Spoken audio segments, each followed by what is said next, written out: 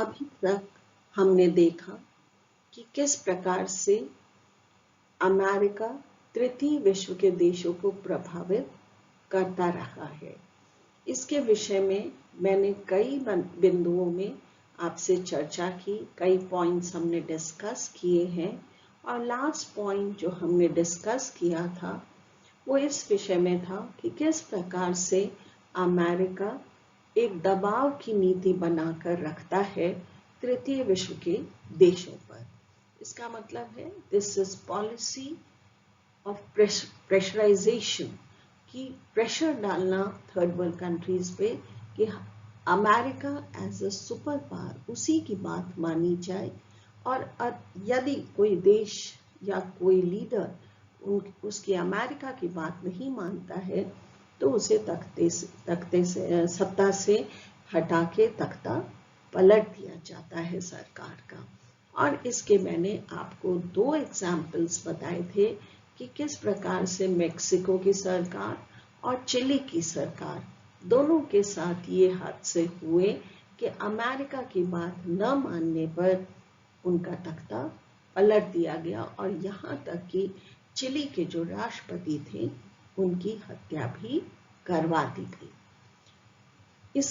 इसी क्रम को आगे बढ़ाते हुए मैं अगला बिंदु आपसे डिस्कस करना चाहती हूँ कि अमेरिका की एक और पॉलिसी रही है तृतीय विश्व के देशों के प्रति कि वो तृतीय विश्व के देशों को भारी मात्रा में शस्त्रों का निर्यात करता है और करना चाहता है।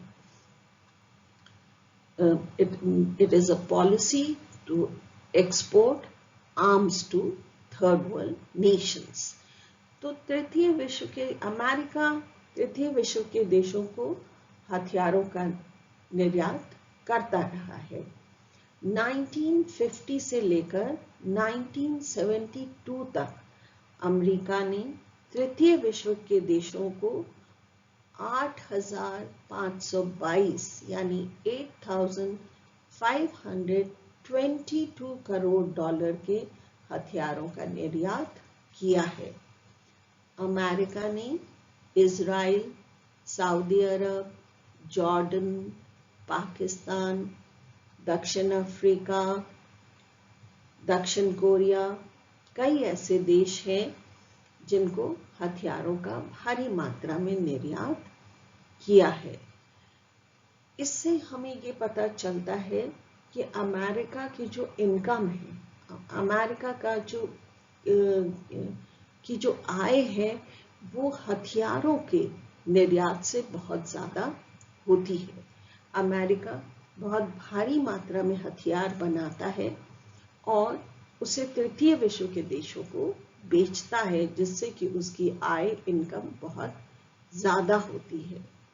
अमेरिका की एक पॉलिसी रही है कि तृतीय विश्व के देशों में हमेशा एक संकट बना रहे, एक प्रॉब्लम वहाँ क्रिएटेड रहे, एक कॉन्फ्लिक्ट बना रहे थर्ड वर्ल्ड नेशंस में, ताकि थर्ड वर्ल्ड नेशंस को अपनी सिक्योरिटी के लिए अमेरिका के हथियारों की आवश्यकता हमेशा पड़ती रहे। आप चाहे देखें तो इंडिया पाकिस्तान एक ऐसा इशू है जो 1947 से लेकर आज तक चल रहा है। इसी तरीके से अब 1950 से north Korea south Korea issue आज तक चल रहा है। कई ऐसे इश्यूज है, अरब इजराइल इशू कब से, जब से इजराइल बना तब से चल रहा है, 1960 से लेकर आज तक अरब इजराइल इशू चल रहा है। तो अमेरिका की एक नीति रही है कि देशों में अगर कॉन्फ्लिक्ट चलता रहेगा, प्रॉब्लम्स चलती रहेंगी, तो उनको अपनी इंटरनल सिक्योरिटी के लिए हथियारों की ज़रूरत पड़ेगी, आर्म्स की ज़रूरत पड़ेगी। और जब उन्हें आर्म्स की ज़रूरत पड़ेगी तो ऑब्वियसली अमेरिका बिगेस्ट प्रोड्यूसर है आर्म्स एंड एमुनिशन का।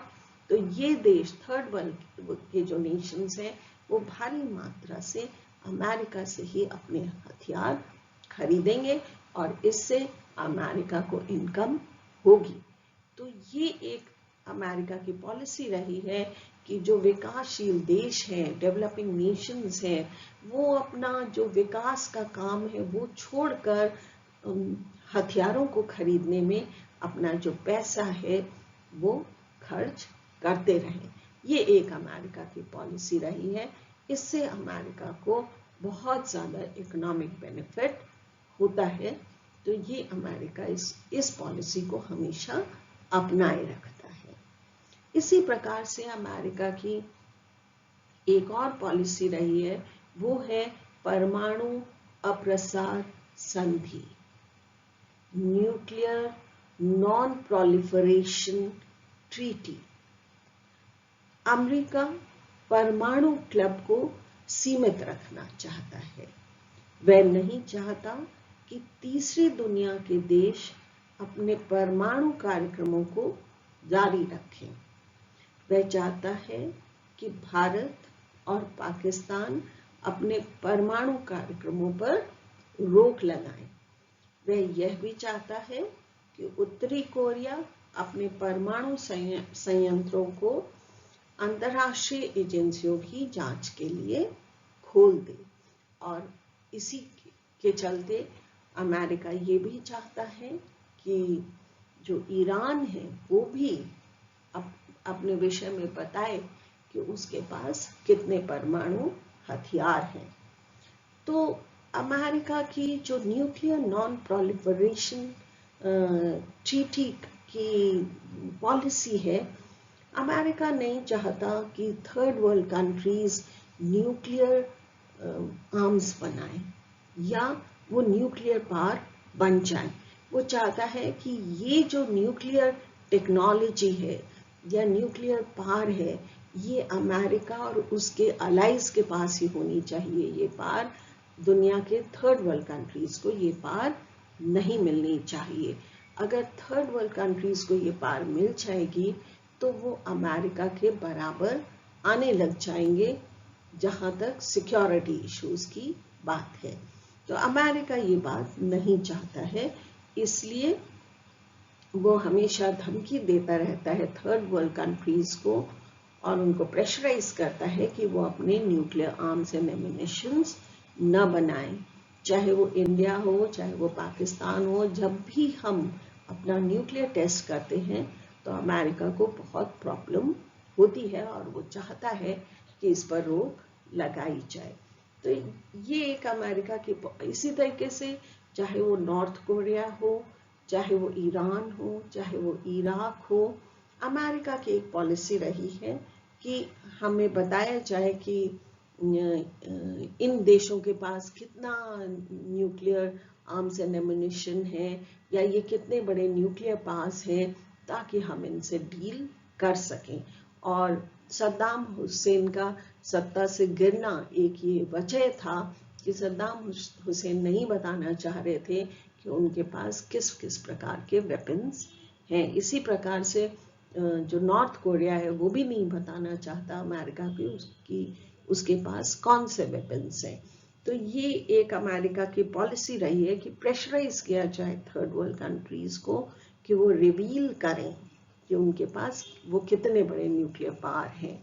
और जबकि खुद अमेरिका ने जब पहला एटॉमिक बॉम्ब बनाया था तो उसके विषय में किसी को भी नहीं बताया था और वहाँ से अमेरिका एंड यूएसएसआर के रिलेशंस भी खराब होने शुरू हो गए थे।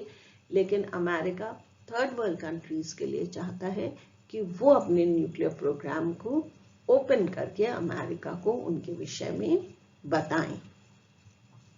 इसी प्रकार से एक और पॉलिसी जो अमेरिका की रही है थर्ड वर्ल्ड कंट्रीज के प्रति, वो रही है कि जो उच्च तकनीक है उसके हस्तांतरण को रोकना।